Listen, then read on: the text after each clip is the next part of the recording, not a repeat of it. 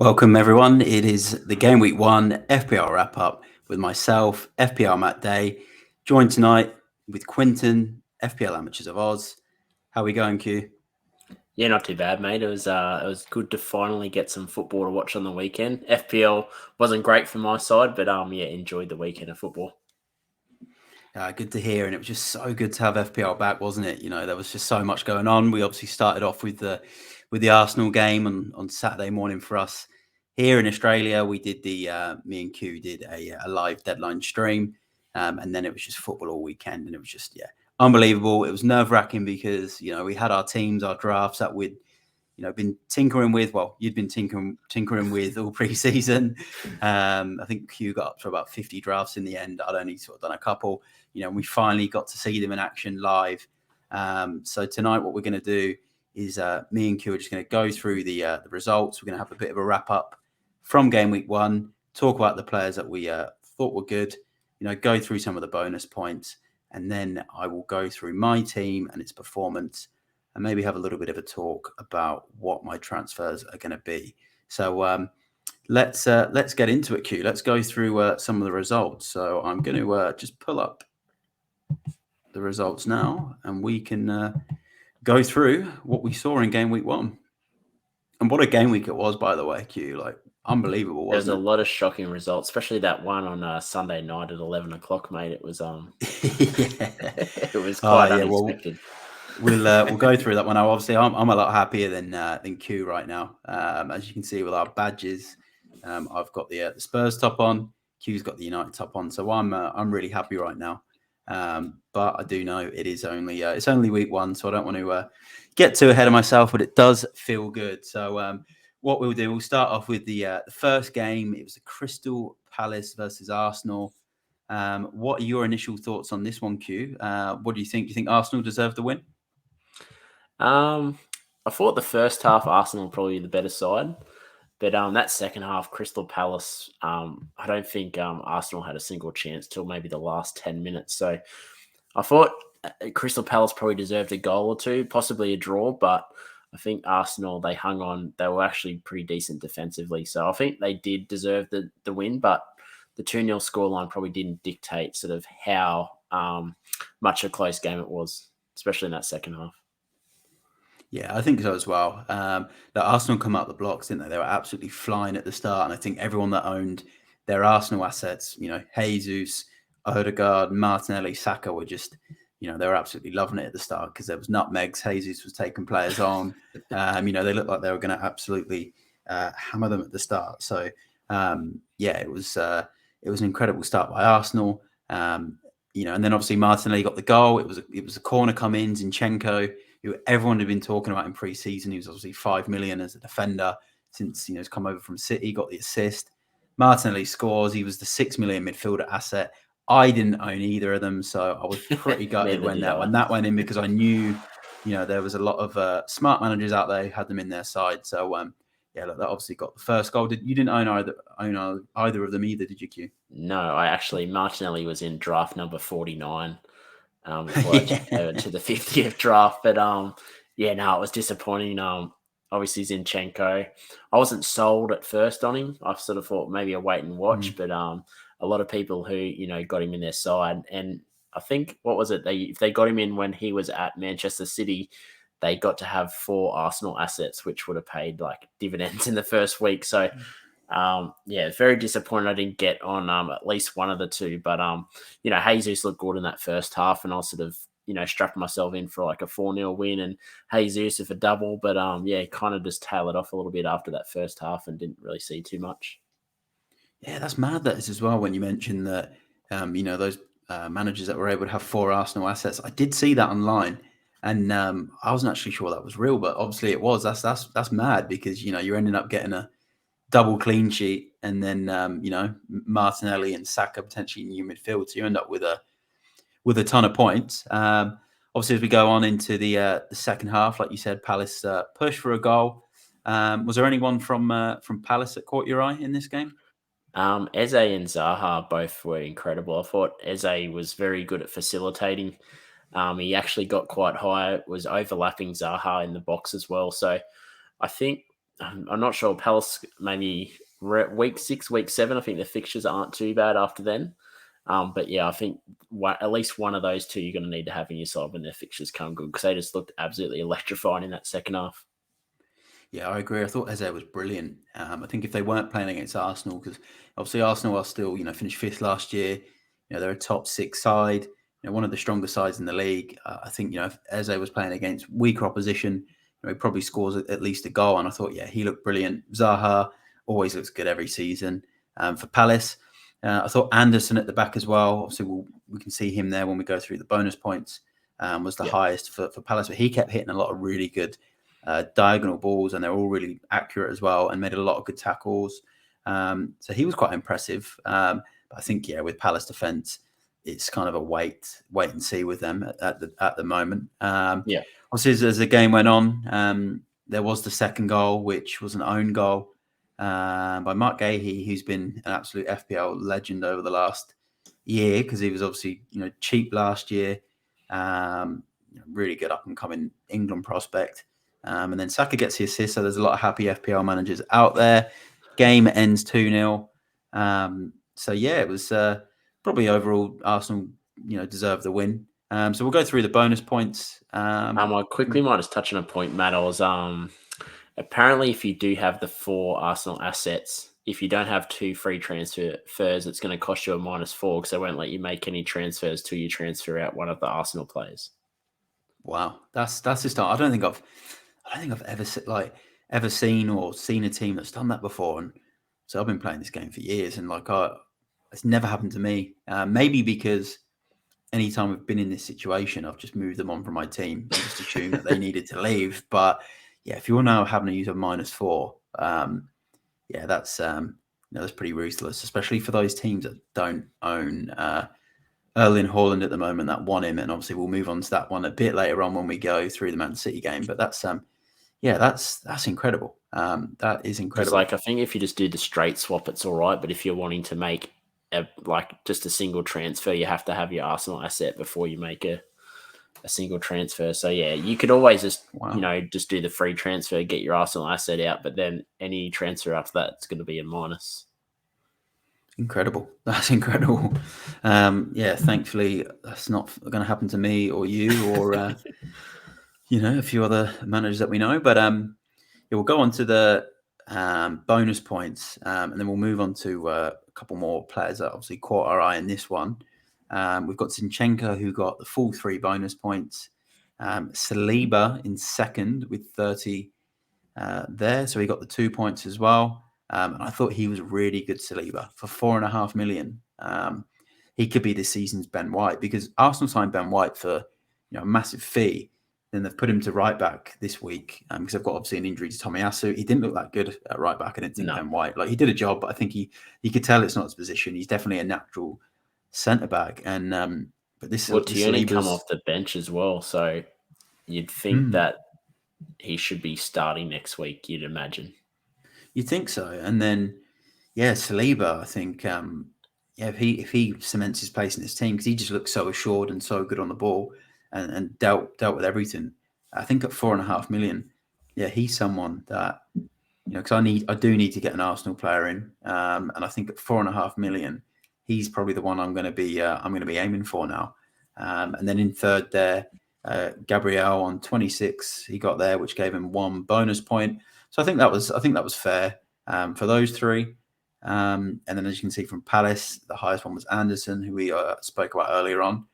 But yeah, overall, I think from an FPL point of view, for me, it was Saliba, Zinchenko, Ramsdale again. I thought was quite impressive. He's only got the 2 saves there, but I think he was. I think if he got the 1 more save, I think he might have got a bonus point. So any other players that caught your eye from either a team before we move on to the next game? No, that's all good. I think Martinelli, even though he did get the assist, I'm still tossing up whether it's worth doubling up in their attack, because even though they did start good, I just thought they tailored off a little bit towards the end of the game there. Yeah, the thing about Arsenal is, and this is what I haven't seen huge amounts in the FPL community people talking about this, is last season they actually had a lot of games where they would see games out and win them 1-0. And Ramsdale was getting all those save points. He was getting lots of clean sheets. Ben White was racking up the clean sheets. But they weren't getting that. We saw it because obviously Lacazette wasn't scoring goals. The forward line, it was only really Saka that was contributing big numbers. So I think if you're going to double up anywhere, I personally think it'll be the Ramsdale, Saliba, or the Ramsdale Zinchenko is where you're going to get all of the points. And then you can probably afford to have one of Saka or Jesus. But we'll see. It could end up being completely wrong. And then Arsenal start smashing teams 3 and 4-0 every week. But I do think Arteta actually does organise Arsenal well to set up and win games 1-0 when they need to. But let's move on to Fulham v Liverpool. And I think for me, this is the shock result of the round. 2-2.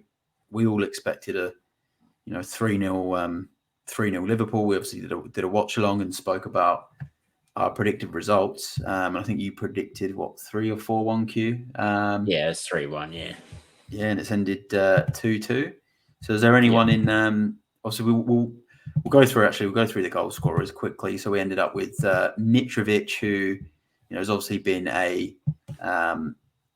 he's a bit of an FPL veteran in a way, because I know he's not spent every season in the Premier League, but we all remember the good season he had, and then followed by Fulham getting promoted for the second time in the last few years where he had an awful season. So he's ended up actually coming out, scoring a good header, getting a pen. I just might point out, Matt, is in the prediction pre-game, I did say Mitrovic for header. You did, and he absolutely, bullied his way through with that header, didn't he? And they went 1-0 up early, and then Fulham were playing well. I think Liverpool, were struggling to get control of the ball. They go into the second half. The score's still 1-0. They bring Darwin Núñez on. He's obviously a 9 million asset, and we're all, really looking forward to seeing what he can do. And then, he scores an absolutely brilliant goal. That was such a good finish. Salah got the assist. We're all happy because we all captained him. Obviously, me and yourself. And then, they obviously equalise. Fulham get that penalty, 2-1. Mitrovic takes it again. Mitrovic owners are in dreamland. A 6.5 million forward from a promoted side getting 2 goals. And then Salah with the equaliser towards the end. So really, really good game. Anyone catch your eye in this one from either team, other than the players that obviously have scored?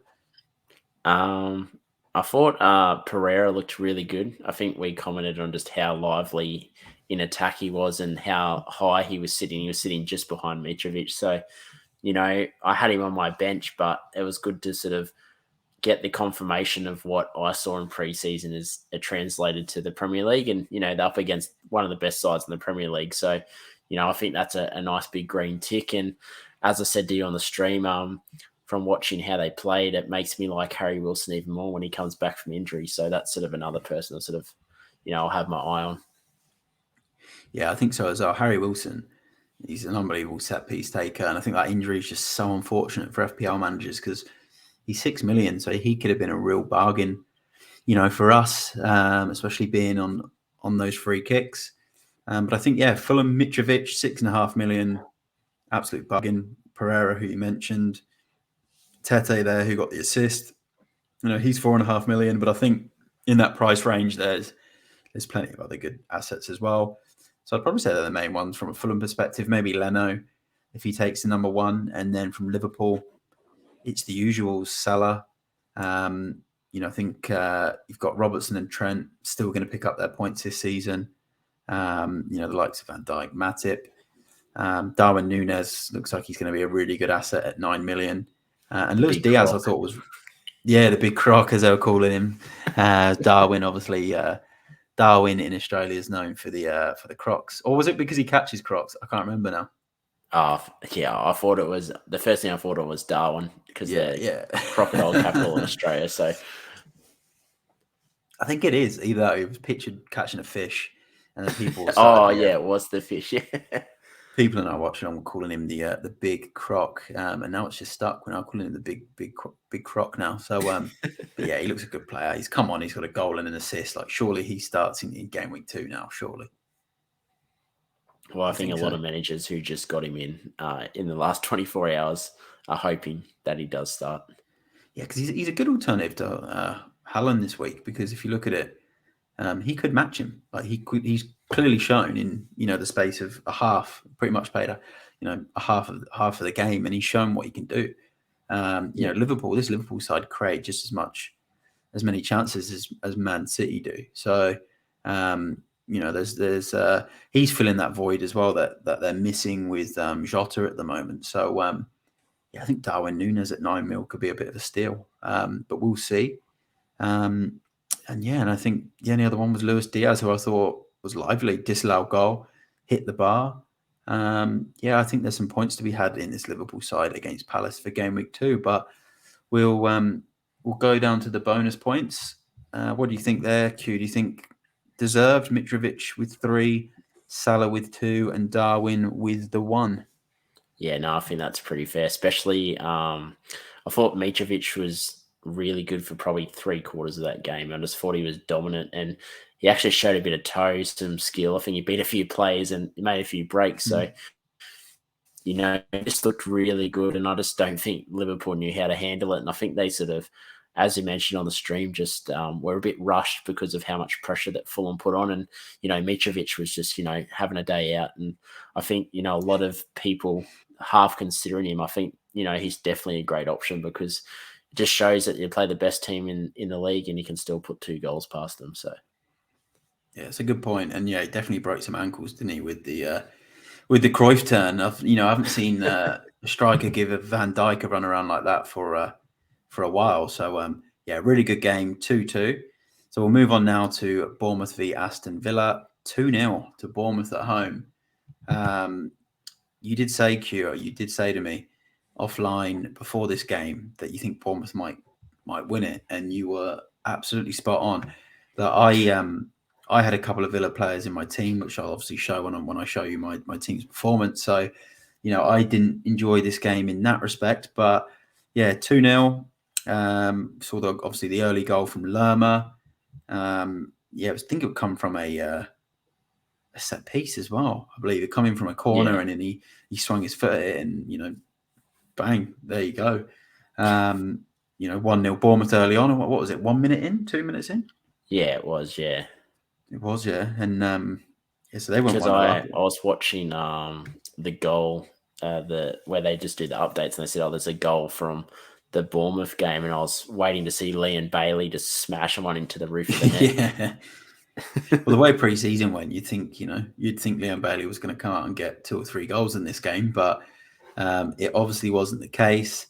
And very impressive Bournemouth. It looks like Villa were trying and really pushing for a goal, and they were just getting shut out every time at Bournemouth. They barely had a shot on target. Then the late goal from Moore, the big striker. I think he's come all the way from the lower leagues, and he's worked his way all the way up to the Prem. The trenches, mate. In the trenches of non-league. It's a really impressive story. I think now he's a Welsh international. I think he is a English-born player, but Wales always tend to get the the second or third best players out of England. Sometimes, not always. Do you think there's a reality where Bournemouth's defense was just that good in that coming up against City might have, not, I wouldn't say trouble, but just making it a harder day for them to try break them down? Maybe. I think there's a lot of managers just expecting Bournemouth just to absolutely collapse and get smashed. But Scott Parker clearly knows how to organise a team. So we'll see. I think it's definitely going to be tougher than people think. I do remember early on last season when City played, I think, Southampton pretty early on in the season. Yeah, it was 1-1, I think, wasn't it? Yeah, 0-0. It was 0-0.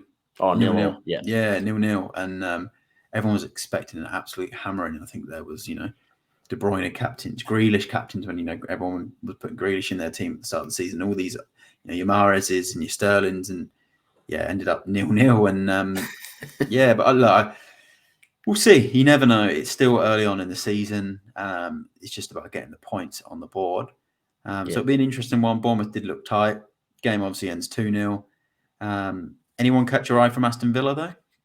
Not really. I think I've mentioned this last season when you're on the pod that there's weeks last season where Villa were just absolutely horrible in attack, but then the next week come out and score 3 or 4 goals, and they were just, up and down, and didn't really have the consistency. And I think that this was their what's the term, a Met game, where they just come out and they just don't look as fluent in attack, but then next week they'll come out and maybe score 4 goals. Like, it was frustrating to watch because, watching Leon Bailey in the preseason, then, seeing the team sheet, he was up top, and I'm thinking, it's a dream. Like, he's playing striker with, with Danny Ings up top, and then just the performance they put up, I just didn't think that they looked as fluent as they did in the preseason at times. Yeah, I think they were stunned by how organised Bournemouth were, especially because everyone sort of said beforehand Bournemouth had a number of injuries to their defence, and Parker wasn't sure if his team were even ready, and then they come out and win 2-0. But yeah, I think from Villa, for me, I've still got Matt Cash and Bailey, so I'm just hoping they can do something in this week's game against Everton. Let's go to the bonus end. So it was Lloyd Kelly with 3 points, Lerma with 2, and Mefham with 1. I'd guess that's probably deserved from the bits I saw. I only really saw the highlights and bits and pieces of this game. But was there anyone? Obviously, we've got the usuals from Villa we spoke about: Bailey, Cash. We'll probably be keeping our eyes on Coutinho as the season goes on. There's probably not anyone you're gonna rush to anytime soon. But is there any from Bournemouth right now that you're thinking, let's potentially look at him for my team, or too early? I didn't mind the look of Billing and Christie there, but I think the only option at the moment for me would be Solanke up front. Solanke, but yeah, he sort of had a couple of chances, but not a Solanke performance that we saw from the Championship last season. But it's only early, and Villa actually were decent defensively as well. It was kind of a bit of a stalemate game, just that Bournemouth took their chances. Yeah, both their goals, like even the second goal was a deep line cross, and the header from Moore was unreal. Like the backlift he got on that header. So great result for Bournemouth. Great start for Bournemouth, and now we got Leeds versus Wolves. Ellen Road 2-1 to Leeds. There's a lot of eyes on this game because there was a lot of people who owned Neto from Wolves, and we all got excited when they went 1-0 up, thinking maybe Neto scored. It was the other £5.5 million man. It was Podence. Neto was involved though. What do you think about that one, mate? Was there anyone from Wolves that caught your eyes in this one? I thought Podence looked really good early on. I thought he had an all right game, but a lot of the time I was just looking at Leeds because they just looked really good with Aronson. I thought Bamford looked a lot fitter than what I thought he would week 1. I sort of thought he looked all right in preseason, but thought it might take a couple of weeks for him to get into the swing of things. But I thought he looked a lot sharper. And then obviously Aronson just was everywhere. Pretty much just, I guess, an extension of what the preseason showed, that Aronson's going to be really good in attack. But, I'd probably like to see a goal or two before I sort of jump on and consider him. But, he's probably unlucky not to get that goal awarded to him. I think it just touched the defender's foot and went in the goal, which, I didn't see it in watching it live. So I was kind of blowing up because I have Aronson in one of my draft teams. So I was wondering why he had no goal. But he was very unlucky. But, good signs. I think defensively they looked a lot better than last season. Even though it was Wolves, Wolves aren't known for being, an attacking powerhouse. But I thought Meslier looked really good in goals as well. Yeah, no, I agree. I think Leeds, they surprised me on the opening game. Obviously the equaliser from Rodrigo. I'd met another one of my close mates. I'd messaged him last week, and I said, this is probably going to sound like a lie to the viewers, but I said Rodrigo, 6 million midfielder. He's in that lineup now. And the thing about Rodrigo is he pretty much plays as an attacker. And when he scored, I just thought, oh my God, that's just someone there. Because you can just imagine him going on a little bit of a run now for Leeds, and everyone then wanting to transfer him in, and then as soon as we all transfer him in, he kind of disappears off the radar. Because there's always those players early on that spring a few surprises, and he could be that one for Leeds. They got good fixtures, so he equalised. There was the assist from Harrison for that one, and then the second goal for the own goal, which again, when Harrison scored, I did think of you straight away because I remember you banging on about these lead signings for the whole pre-season, and obviously he impressed. Bamford got the assist, which was nice. I think he's got so much potential. If you've got that space for him, I think he's going to. He looked really sharp. I think he's going to get back into some good form for Leeds. Obviously, the game ends up 2-1 to Leeds, so really, really good win. I think from a Leeds perspective, Bamford, Rodrigo, Aronson, and Messiah, the keeper that you mentioned, all got potential to be good assets. And then from Wolves, Podence, Sarr again, still getting 3 saves. Your favourite keeper in the game, and and even second Neto, favourite, mate. Now Meslier second is at the favourite, top of the list. Yeah, now, Meslier is your boy now. And then I think even Neto, though, like despite the fact that he didn't get any returns, he still looked very good on the ball. So let's see how that one pans out. But let's go to the bonus. And as you can see, we've got Podence with the 3, Neves with the 2. And I always find this interesting when FPL do this. So Harrison's been given 2 because he's got the same points there as Neves. And I always find this interesting because I always just think, why don't you just do 3-2-1? Why has it got to be 3-2-2? It's like giving out an extra, giving out extra points in a way, and it does annoy me when they do that. But they've done it. See, but I hate it when it doesn't impact me, but when I'm on the other side of it, I think, you know what? More points, the better. Feels good. Yeah, it's true. It does feel good. It does feel good. When you're on the wrong side of it, you just think this game, like, what are they doing? This makes no sense. In and out participation awards, mate. That's what it feels like. Yeah, it does. It does. And I think that's probably a fair assessment of the way it went. Neves again just showing, because I think what's Neves, 5.5 million. That it's 5.0, I think. Yeah, 5.0. So there you go. He's come up with 4 points in this one. So he always shows there's a goal in him every now and then. There's bonus points because he's obviously so good on the ball. He tends to just be quite a steady asset in FPL. 5.5. Maybe he's a little bit too pricey then if you don't get enough goals out of him. But he's a great player. But no clean sheets in that one. We'll move on to the next result. We've got Newcastle 2, Nottingham Forest 0. So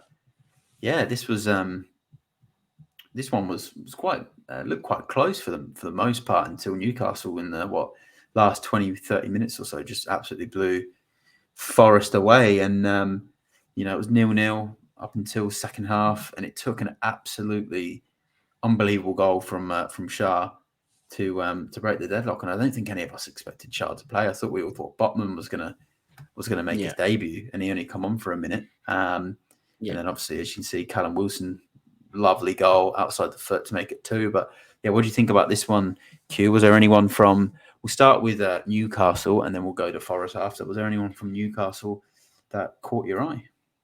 I thought Wilson looked really good. He probably should have scored earlier in the game, but I think he forced a good save from Henderson. I've been all preseason. He was the first person in my number 1 draft out of 50. He was the number 1 player in there.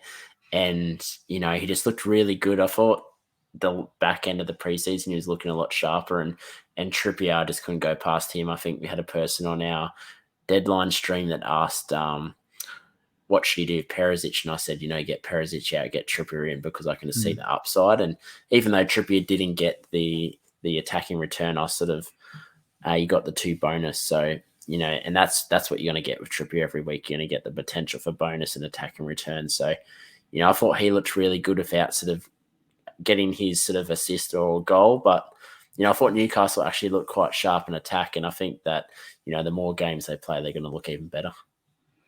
Yeah, no, I agree. And I think the person who asked about Trippier is actually a Newcastle fan as well. Sorry, who asked about Perisic? He's a Newcastle fan. So when you mentioned Trippier, and they may have even put Trippier in, so they'll probably be extra happy because they're a Newcastle fan. And Trippier also scored. I'm actually just quickly checking the price of a player who's now a midfielder who caught my eye in this game. And you can see his name down there in the bonus, but he didn't quite get a bonus point, but he did get an assist. And it was Joel Linton at 6 million. And I thought he was unbelievable. He was just taking players on. He was getting shots on goal. And I'm definitely going to keep an eye on him if he can improve his productivity and, get some goals in that midfield, which I know we've been asking for years with Joel Linton. But I think Yeah. He's one to keep an eye on. Bruno was quite quiet for Newcastle, but I think, the your man Target looked like he had another good game. There was Trippier as well. So I think, if you've got one or two Newcastle assets, I know they've got the Liverpool and the City games in the first 6 matches, but I think when they don't play these stronger sides, I think there's so much potential here. So really exciting Dan was stuff. happy that I forced him into a triple up on Newcastle. I went Wilson, Trippier, and St. Max. Yeah, that's right. So so Dan, who was on our watch along, Q convinced him into a Newcastle triple up, and it paid off. Luckily, Q is still alive, so it's all paid off. It wasn't a Jose Sarr type of suggestion. Yeah, when Jose Sarr gave away all those pens last year. We'll go on to Forest. Was there anyone there that caught your eye from Forest? I think for me, it's really Dean Henderson at 4.5 million in goal, and then I'm keeping tabs on Lingard for now, and I think that's probably all it's going to be at the moment. But was there anyone else that I missed? I thought Nico Williams looked good. I thought there's a couple of times there where he beat the man down the wing and put in some good ball delivery. So, I think he's still not sort of where you probably want him to start him every week. But I think, at his price at 4.0, I think, he's definitely someone you can plug in decent fixtures. Yeah, that's a fair point, actually. For 4 million, when they've got a good game, you can probably throw him in running up that wing. So we'll go through the bonus points. We've got Shah on 3, Target on 2, and then your man Trippier with the 1 bonus point. So Q lives to fight another day. As you can see, for Forest there, Henderson was our highest scoring player on the bonus points.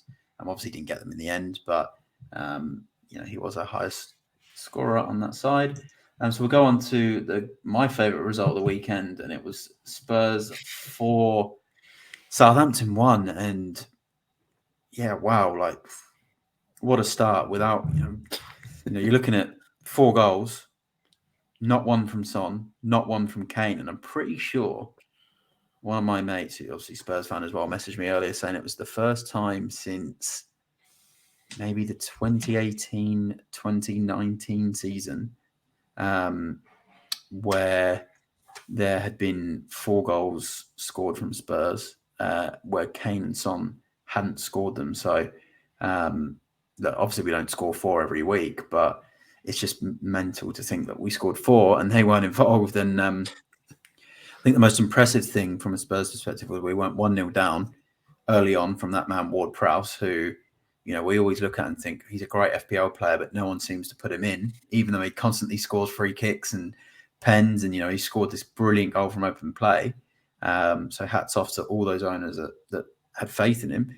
But I thought the most impressive thing about Spurs was to go 1-0 down and then turn it around 2-1 by half time. Previous years, we're still losing that game up until the end of the game or the last 10 minutes. So really good game. Was there anyone from your side that impressed you?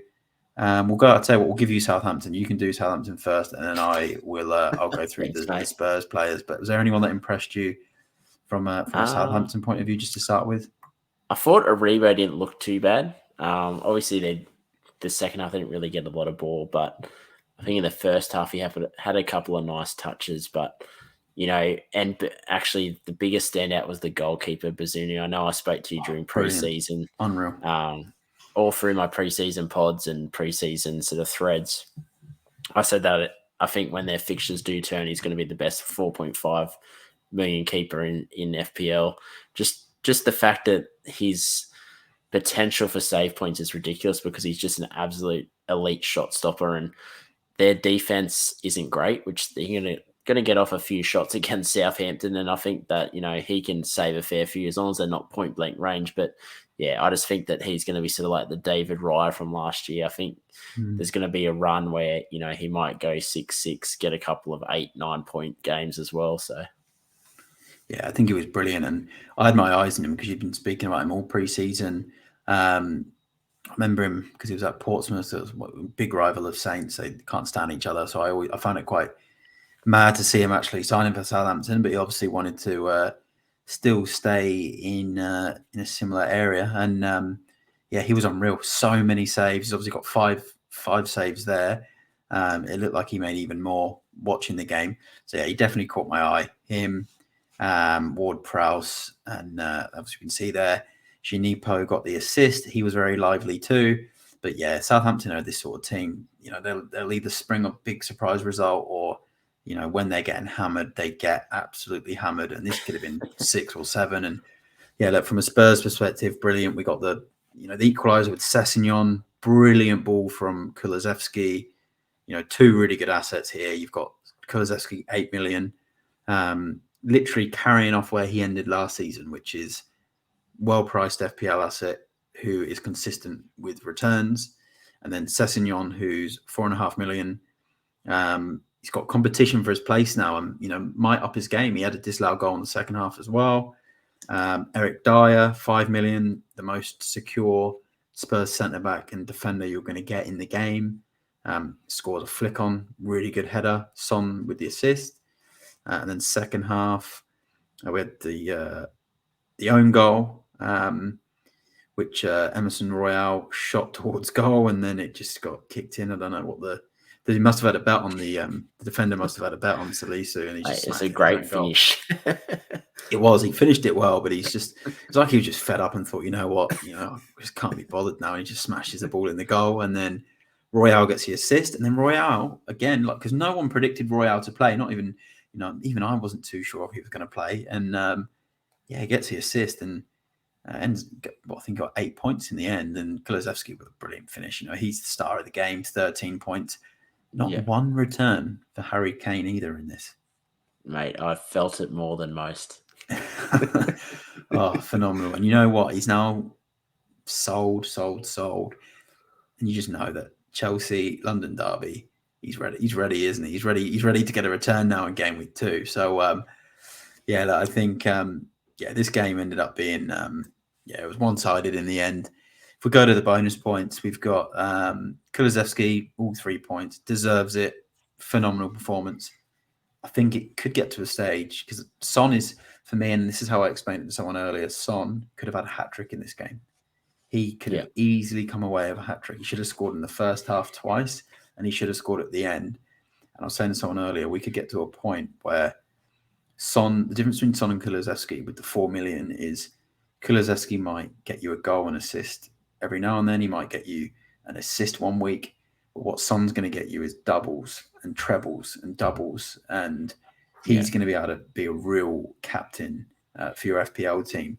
And I think we could possibly get to a stage, depending on how the season goes for Spurs. It could be like the end of last year where you could end up owning both, especially if Spurs win these types of games 4-1, regularly against these types of teams. But Kulusevski on the 3, Ward-Prowse on the 2, and then Emerson Royale with 1 point, which, no one expected. But, is there anyone after this game, Q, where you're sort of sitting there thinking, I think I might have to bring him in?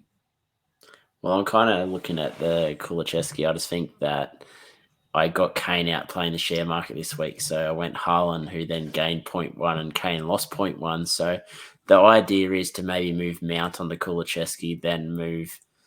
That way I've got at least some Spurs cover to my wild card, which, I'm looking at maybe week 5, week 6. So that's the plan at the moment. I just want to see, obviously the 1 week, because I didn't want to do a -4, but I just want to see how they go for Richarlison, what type of minutes he plays and who goes off for him. So it's a good point. Obviously, Richarlison was banned, so he didn't play. But when he does come back in, he's going to take minutes up. Good thing about Kulusevski is he can play in a number of positions as well. So it'll be interesting to see how that impacts it. But 4-1, lots of exciting FPL points in that one. So we'll go on to the Everton-Chelsea game. 1-0. It wasn't a bad game. I thought Everton were a lot more solid, and they were actually better than a lot of us thought they were going to be, and quite organised. Games ended 1-0. Jorginho scored a pen. He's always just so reliable as a cheap FPL asset. If you just want, someone that's going to take pens, and Chelsea get quite a lot of pens as well. So he's obviously come out and got the goal. There's not really too many other attacking players from Chelsea that you'd really want to own. Other than Sterling looked was typical Sterling. He was always in and around the box and stuff. But anyone from Chelsea or Everton that caught your eye from an attacking point of view? Reece James and Chilwell are probably the only two people that looked like you might want to own him next week. I thought Mount was pretty disappointing. And I think I noted to use that Reece James is on corners. So they had 13 corners and Reece James took all of them, even though they weren't quality corners. But, that was a big reason why I got Mount in, was for the free kicks, the corners, the potential of, points. And then when he was off corners, it was just very disappointing for me because I own Reece James and Mount. But I thought Reece James and Chilwell were probably the standouts for me. And I didn't think Everton in attack, they had their moments. But as I said, I think on the watch along, I just thought that it was, going to be a toothless Everton. And I just didn't think that they were great in attack. But I thought defensively they were pretty good. And Patterson, I thought he looked good as well. And Mikolenko as well. Yeah, interesting. And it's good points you make about Chilwell and James, because when they're fully fit, and I remember back to last season when they both were fully fit and James was getting, those crazy 20-point scores, Chilwell was getting 15 points. And, you got to look at him and think, when they're fit and they're on song and they're keeping clean sheets, it's like owning similar to owning Trent and Robertson at times, and they're cheaper. So definitely worth keeping the eyes on, maybe the double up at some point, or definitely got to have at least one of them. I don't, but watching it made me think, God, I wish I'd owned Chilwell just for this first sort of 6 games, because there is a lot of points. He's just so attacking. He's so attacking and he's so good at going forward. I know Reece James is as well, but there's always something about Chilwell where, he's just good to watch. Good player. You've talked about Mason Mount. I thought, Mendy, again, solid in goals, some unreal saves. Chelsea, I think, are going to win these types of games 1-0, 2-0 against these teams.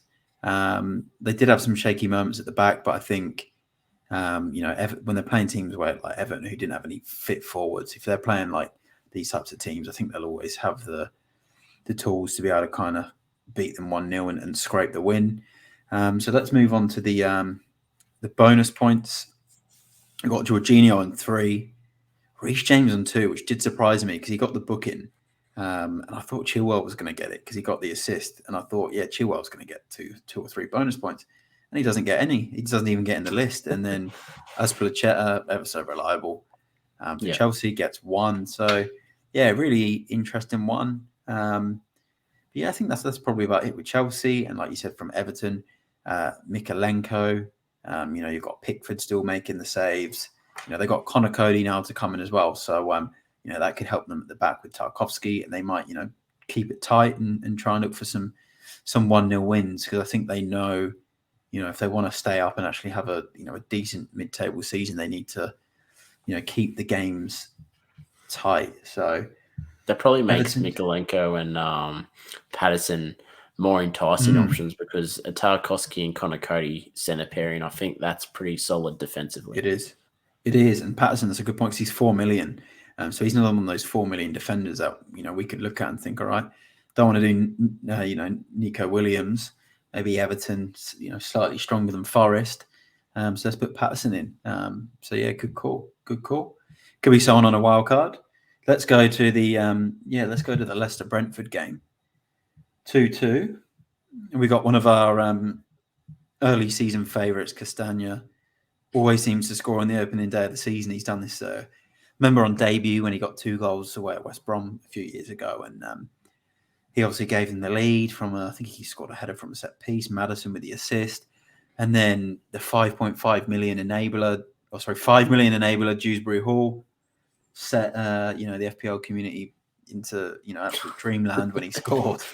Leicester went 2-0 up, and we're all sort of sitting there quite pretty, especially those that owned Danny Ward, which I was one of them, thinking, we're going to get a nice clean sheet out of this. Happy days, 4 million keeper, but the game took a turn on its head, and then these 2 Brentford assets come out and score. But do you want to talk a bit more about Brentford, because I know you you like a little bit of a chat about Tony, and you've been on Josh De Silva for a few months now. So talk us through it, Q. I sort of thought it was a weird game, because for the 4 goals that were scored, it still wasn't like I guess, as entertaining as sort of, a couple of games on the weekend, but I thought Wissa looked really good for Brentford. Him and Tony linked up well. They didn't get a lot of chances, but I thought Wissa looked really good down that wing. And, he's 5.5 playing up front as a wide striker. I think there's a bit of value there. And I thought De Silva, when he come off the bench, he looked really good. So I'm not sure how long it's going to be till he sort of gets that starting role, but, he looked really good when he come off. So whether they keep giving him bench minutes or whether he actually gets a start, but I think he's definitely one worth looking at. Yeah, it was an interesting one with De Silva, because when he scored, it was an absolutely brilliant goal. Yeah. First thing I thought of was, so this is Josh De Silva. This is the player that Q's been telling me all about, and all of the pre-season. And then, but the first thing I thought of was, is this guy going to get starts? Because if he is at 4.5 million and he can shoot like that, you just want him in your teams as that enabler in midfield. Because Brentford are a decent footballing side. If he's feeding someone like Tony with balls in the box and and crosses and stuff, then he's not a bad target man to have. So definitely one to keep our eyes on. Wiss is another one who I like from Brentford. He always looks dangerous on the counter attack. Tony, we know all about him, penalty taker as well, really good asset. Yeah. So I think from and Raya as well ends up with 3 saves. So some good Brentford assets there to be had. And then from a Leicester point of view, I think it's clear, avoid the defence, maybe Castagna if they've got a good fixture, because we know he likes to score goals. But yeah, Dewsbury Hall, Maddison, I think Vardy are probably just the other ones that you'd sometimes sort of be wary of. But I think Dewsbury Hall and Maddison are probably the 2 for me that you'd look at. And then, obviously I own Danny Ward because he's cheap. But I don't think I'll be looking at any other Leicester players right now, other than maybe a Dewsbury Hall to get some more value in my squad. But let's move on. We'll go on to the next fixture, which was Manchester United 1, Brighton Hove Albion 2. And I'll leave this one with you, Q, because I know you definitely watched this game. I did watch this game, but I was watching it whilst the Leicester game was on at the same time.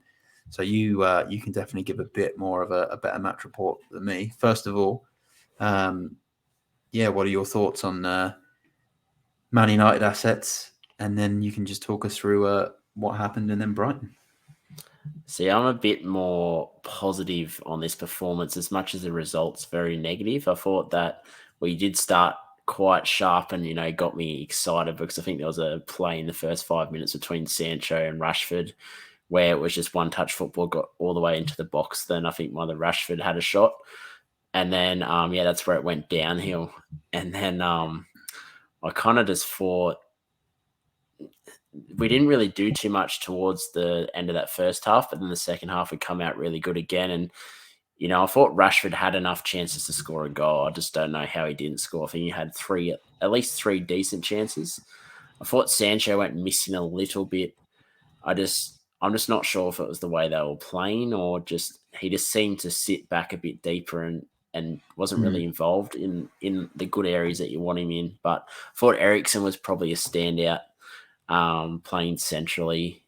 He kind of helped Rashford a lot because Rashford was making those diagonal runs. So I think from an FPL point of view, I think Rashford looked like he had the more upside compared to Sancho, just with the runs he was making and the positions he was getting in. And yeah, it'd be interesting to see because if Eriksen does start against Brentford this weekend, I think people with Rashford are definitely going to, he's definitely going to get his chances this weekend. I'm hoping that Sancho's the same, but yeah, Rashford probably was the biggest standout FPL asset. Yeah, no, good points. And yeah, Rashford, 6.5 million. I think, we said it on the deadline stream. He's got to do better than he did last season. Surely he gets more than the 4 goals that he got last season in the league. So I reckon with Man United, for me, I think Bruno Fernandes.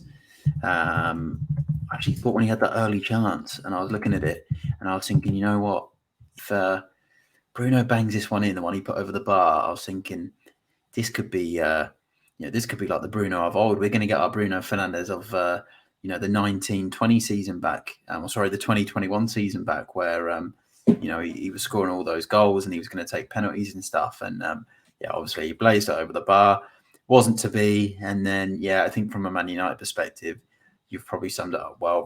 Rashford's probably the one that, I'd probably have my eyes on because he's cheap and he's playing in that striker role. From Brighton, obviously Pascal Gross got a couple of goals, which I don't think anyone expected him to come out and do that. Danny Welbeck looked really good. I thought Dunk looked really good at the back, and Sanchez, 4.5 million keeper, and he's ended up with 4 points. So phenomenal stuff. Massive win for Brighton. Let's just go through the bonus points in this one. So we've got Pascal Gross on 3, Welbeck on 2, and Sanchez on 1. So is there anyone from Brighton that you've got your eyes on from here on, Q? It's just interesting how they line up because Gross, I didn't know whether he was going to start or not, but he looked really good. And Welbeck, I think we spoke a few times last season how he looked rejuvenated up front there. So those two people I'm sort of looking at, but I was kind of wanting to see Julio and Ciso come on, but he didn't get any game time. So he's one of your probably won't be signings of the summer, isn't he? Yeah, no. So there's probably not at the moment anyone that I'd kind of be jumping on yet, but I think it's just more I want to see how they line up next week, whether they're going to be changing that sort of lineup every week or whether it's going to be consistent. Because if Pascal Gross does start every week, I think he's a great option, but it's just the minutes for me.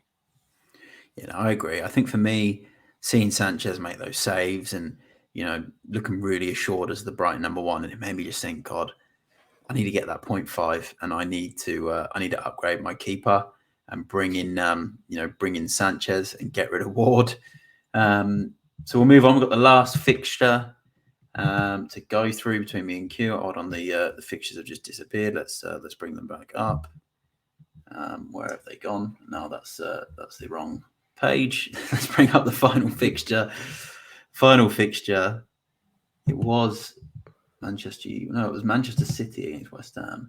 Here we go. We've got it here. Let's bring up the final fixture. That's Man United Brighton. We've got West Ham 0, Manchester City 2. There we go. So 2-0. Comfortable win for Man City. I thought they were just in cruise control for the whole game. Didn't really see much of a threat from West Ham, to be honest. I thought the atmosphere was a little bit tamer than I expected. I'd obviously been talking a lot about Bowen on your pod, Q, when I was on there as a guest, the other week. But yeah, what were your thoughts on this one? I thought West Ham started good the first 15 minutes. I thought Bowen had a couple of chances there, looked really good. But then, as you said, City kind of controlled the rest of the game. I sort of thought maybe the standout from City outside, obviously Haaland getting these 2 goals, but I thought Gundogan was probably, for me, I know we spoke about it last season with Silva early in the season when Dan jumped on Silva when, he was getting into those good positions.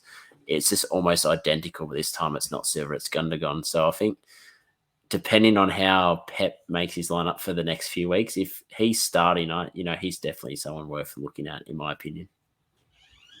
Yeah, no, it's an interesting one with Gundogan because obviously there was the lockdown season when I absolutely raved about Gundogan, had him in my team, got on him quite early, and he was just banging in goals, and we were captaining him in double game weeks, and he was just smashing it.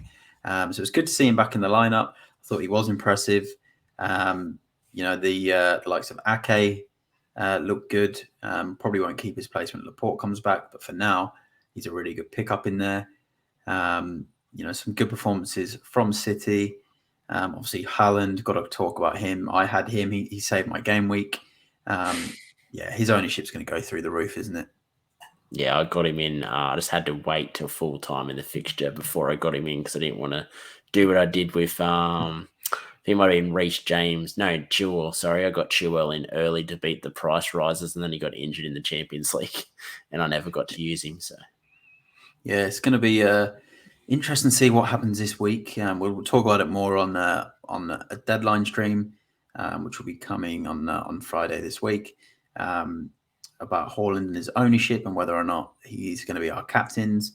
But yeah, he obviously blew everyone away with his performance. He won the pen. He scored the pen. He got the second goal from that really, really good ball from De Bruyne. From a West Ham point of view, it's hard to really say if anyone impressed. I'd have to just say it's probably void for now. City are just a level above. The quality is just too good. So for West Ham, I think it's let's see what they do against Forest, because Bowen could come out and just be the Bowen we know, Cresswell, those types of players. Scamacca, the new striker, and it could all be let's get Bowen back, let's get Scamacca in our team. So it's hard to judge West Ham on a game against such a good side.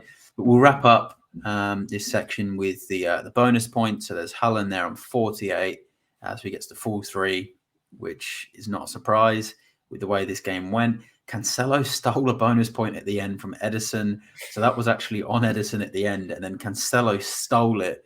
I'm not sure what triggered that. Someone in the FPL hierarchy obviously owns Cancelo and not Edison, but that was changed right at the last minute. And Mate, then I was so Edison happy when I saw that, so I'm not going to complain. I think I needed it because I wanted Edison in my team, and I put the money elsewhere. And just to see him lose an extra bonus was nice. Because it all adds up. It all adds up at the end of the season when you're in these mini leagues, or you're trying to get a higher rank. And then you've got Ake there who got the one with Edison. And again, this is another one, look, Q, where there's 3 points, 2 points, 1 and 1. Not gonna lie, I'm not a huge fan of that, and it's probably going to irk me for the whole season until I'm on the good side of it. So well, in saying that, I kind of was with Cancelo getting 2 and Haaland getting 3. But anyway, that's the results. That's mine and Q's favorite players from an FPL point of view for this week, for game week 1, that we enjoyed watching. That was our sort of wrap up with all of the results, and the way the games went. But what I'm going to do now is I'm going to go through my team and how I went. Q's actually going to leave the stream. So Q, just some last words. Obviously, you've got your podcast this week. So where can everyone find you if they want to find you? Head over they want to listen to your podcast. Where can they find you? Head over to my Twitter, FPL_amateur_Oz. I've got my link tree there in my sort of information at the top there. So click on that and that'll take you through to all of our links, our website, Spotify for our podcast. So we should have our podcast episode out later tonight / tomorrow morning, depending on how long it goes for. So, but probably some ending thoughts is probably just a lot of people are worried about knee jerking to Haaland. I don't think it's a knee jerk. I think a lot of people like myself sort of planned it in. It was probably going to take a bit of a masterclass from Kane to kind of turn me off from going to Haaland. But, don't be afraid to sort of, move across if it's the best thing for your side. Just don't worry about, the knee jerk. I think if it works, it works. If it doesn't, stick to your guns. And I guess probably don't make any wholesale changes just to make them. I think you picked your side week 1 for a reason. I think it's worth just doing the 2 to 3 weeks just to get a bit of a sample size. Awesome. Great stuff, Q. Thanks for the last words. And if you don't already, go check out Quinton on FPL_amateur_Oz. Check his website, check his Twitter, check the Facebook, Instagram. He's on everything. He's got FPL West Ham with him. They're going to do a really good podcast tonight, so make sure you tune in this week. Thanks for joining, Q. And look, we'll be doing another watch along and deadline stream this week. Q will more than likely be a feature on those as well. But great to have you, mate. Thanks for your insight, and looking forward to tuning into your pod. So we'll let you go now, mate. Thanks for coming on. Too easy. Mate. Thanks for having me on. Perfect.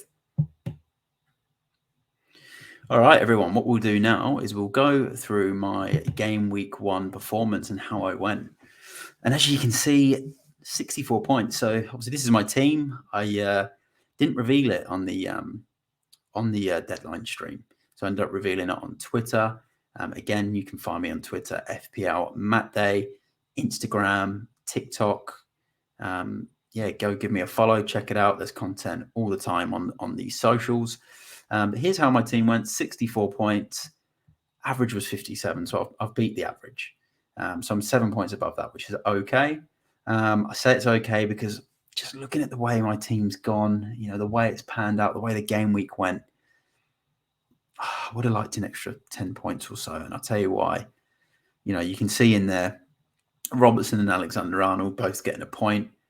A bit of me inside's like, I wouldn't have minded Reece James at 6 mil. And then one of the 5 million keepers instead of Ward, like a Ramsdale or a Mendy, which would have, sort of been one of my initial plans. Or even, not even, I went in with the big at the back. I went in with cash. I could have even had a 4.5 million asset in there. Imagine if I had a Sessegnon or a Saliba, and then Edison, in goal. And, but it's all if, buts and maybes at the end of the day. I think, I've built this team, for at least 6 to 7 game weeks to see how it goes. I'm confident in the fixtures going forward. So, you've got to look at your team and you've got to think, all right, game week 1 might not have performed as well as it did, or it could have really overperformed as well. But, for those managers that, probably don't feel as good about your game week, you've got plenty of game weeks ahead. Like if you look at my team now, 8 of these players played away from home, which means in game week 2, I've now got 8 players playing home games, which includes some of these, assets I've spent a lot of money in, like Robertson and Trent Alexander-Arnold. But yeah, if we just go through my team, I went with Danny Ward in goal. I thought, let's just not put much money in my keeper. If I can get the starting keeper for 4 million, I'll do it. I know Leicester will concede goals, but just on the off chance that they do scrap a 1-0 or they might keep a clean sheet, I'm getting it for 4 million. Definitely isn't in there for the long term. I think I will find a way to get in a Sanchez, a Messiah, maybe even a Ramsdale or Mendy. But we'll see how I'm going for cash. I went with Cancelo. He's probably going to be a season keeper. Trent, season keeper. And Robertson will probably be a season keeper unless Reece James and Chilwell just explode to a ridiculous level where they're just fully fit, getting massive points. Then I might need to do that downgrade and then put that million into another position, like in midfield. A Neto could come out, a Rashford could come in, or a Bailey could come out, and maybe a Bruno from Newcastle could come in, or a Harry Wilson, or Josh De Silva could be could be there for Bailey, Robertson to James, and then I can upgrade one of the strikers on my bench, like an Archer. Maybe bring in a Mitrovic or a Slanky if I've got the money. But there you go. Trent, Robertson, Trippier, Matt Cash. They're really happy at Trippier. Disappointed in Matt Cash. But again, they've got Everton at home this week. So there's potential for points there. Then in midfield, Bailey, I thought it's too cheap to say no to. Good run of fixtures. And the good thing is with him, if he doesn't do well over the next few weeks, it's an easy swap out for Dewsbury Hall or Josh De Silva. A 5 million midfielder, you can never expect, huge points from week in, week out. It's someone where you've got to get the timing right. So he's in there. Wasn't great, but Everton this week. Neto, he did look good on the eye, so I'm happy to keep him for those fixtures. As you can see, Fulham, Spurs, Newcastle, Bournemouth and Southampton. So that's 3 green games in the next 5. And then look at those fixtures for Son. He's got Chelsea, Wolves, Forest, West Ham and Fulham. So 3 of those are green on the FDR. Got 5 points, so he didn't return. But again, he probably should have had more than just that. He did miss 3 really good opportunities to score, especially the one in the first half where he blazed it over the bar. But I'm confident he'll get his doubles, and even his hat-tricks. And he's someone who I'm probably going to look to captain maybe in that Forest game if it all falls into place. And then Salah, I'm always going to have him. First name on my team sheet. Fixtures are really good. Palace, Man United, Bournemouth. Nearly every fixture is good for this guy. But yeah, could potentially be my captain this week. So as you can see, I've also got that star man, Haaland, who got 13 points. It's going to be a tricky captain decision between the two. Obviously, if you follow the socials, you'll see at the end of the week, or if you come back for the deadline stream, you'll see who I decide to go with. But at the moment, I'm leaning towards Salah, and it's because the midfielder points, the clean sheet points. Liverpool's first home game under the lights at Anfield on a Monday night in Liverpool. I think they'll be up for it. I think they're going to really want to bounce back from the Fulham result. I know the appeal of Haaland. I understand the amount of people that are going to captain him. I just look at it and think Salah could come out and get 2 goals. He might even get a goal and an assist, a clean sheet point, and the 3 bonus. and with that, Haaland needs 2 goals to match, which I know there's a possibility, and a high chance of that happening. But yeah, sometimes I just like that midfielder. I like being able to know that if a midfielder scores, you just get a little bit more points in the bank as a captain. But yeah, we'll go to my bench. I've got the second Leicester keeper, Everson. I've got Andreas Pereira from Fulham. He'll probably get some starts on my team this season. And Archer and Greenwood, they're pretty much just dead weight, who are just in there to keep the cost down in my squad to allow me to have the premiums in Haaland, Son, and Salah, and then obviously those defenders there. So that was my game week. 64 points. I'm obviously in an absolute number of leagues. I've filled up. I'm in 25 leagues plus. I've got some squad value now, which is good as well. 100.1 thanks to Haaland. So that's always nice. But yeah, overall stable game week, steady. I'd probably say it's maybe a 7 out of 10. But we'll see how game week 2 goes. I'll quickly just go to my game week 2 side. And as you can see, I mentioned it earlier, I've got 8 players playing at home. And then you just have a look at that. It's built quite well for future game weeks. There's a lot of green in there as well. And then transfers this week. I've already said it, actually. I've gone early unless I get injuries. I'm actually just going to roll over and play my 5-4-1 again. Captain's armband's currently on Salah. And yeah, not looking to make any changes because I want the 2 free transfers in game week 3 so I can potentially move on, a Cash or a Neto or a Bailey or a Ward, and just have that flexibility because you just never know what's going to happen with injuries. But that is that's my team for this week. And that is the end of the pod, guys. So thanks everyone for tuning in. Obviously, I want to thank Quinton for coming on and featuring. Again, thanks everyone. If you want to do me a huge favor and just give me a like, comment, subscribe, that would be absolutely brilliant as we are building up the channel. You can also find me on Twitter. Just give me a follow.